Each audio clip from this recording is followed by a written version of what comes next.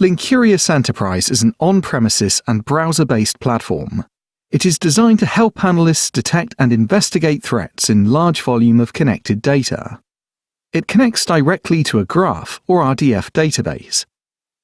The dashboard is the start screen that opens when you launch Linkurious Enterprise. It contains all the folders and visualizations you created or that were shared with you.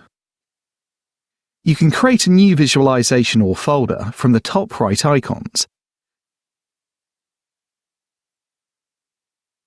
You can open a visualization by double-clicking on its tile. To organize your visualizations, right-click on a tile to access the options.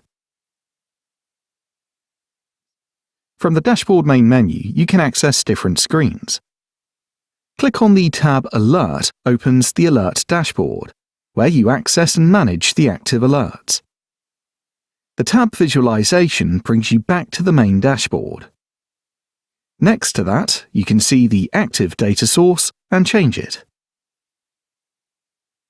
You can access the documentation at any time from the top right tab with your username, sign out, or learn more about the software.